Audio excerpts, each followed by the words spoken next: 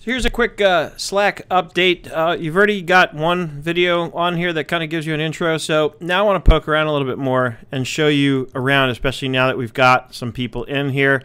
Here's a direct message conversation between Laura Redmond and myself. You can do that by simply finding the people or the person that you'd like to speak with and clicking on their name and having the conversation. It looks and works just like when you're in a channel, except that it's a direct and private conversation. Nobody else can see it.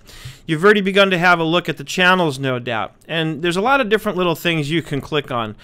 For example, if you click up here on the QB Connect title there, you can change preferences, right? You can and certainly should update your profile and account.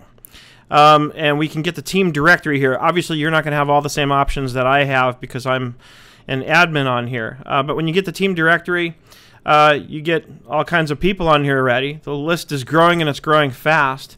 And from here even, if I wanted to talk to my friend Jay here, I can click on his name, send a private message, right? And that takes me into private message with him. And there's other options too. I can open up message archives. I can invite him into a channel, create a new private group. You won't have that option because, again, you're not an admin. And I can open his profile in a separate window.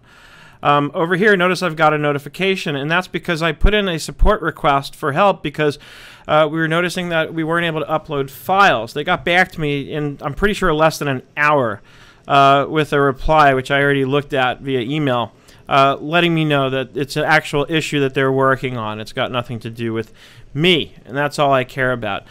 You've no doubt heard Stacy and I mention, I think I mentioned it in the last video. No, I didn't mention it in the last video.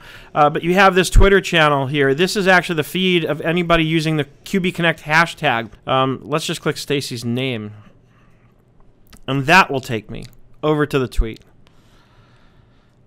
And there it is. There's Stacy. So lots of little things you can do to click on here. You can upload files.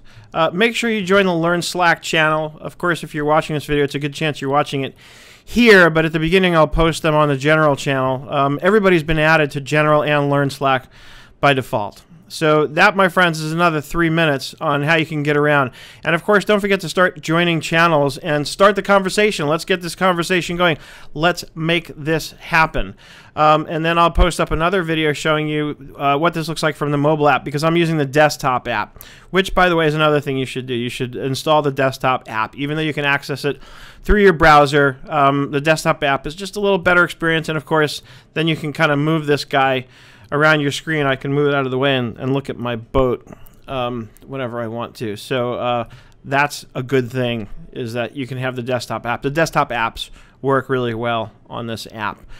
So stay tuned. Look for another video showing you the mobile app and what that experience. That's where it's really like text messaging in a community, which I just love. I'm just so in love with this app, and I'm so excited that people are jumping on board with us on this to use this at QuickBooks Connect. So come on in and send me a message. Say hello. I'd love to hear from you.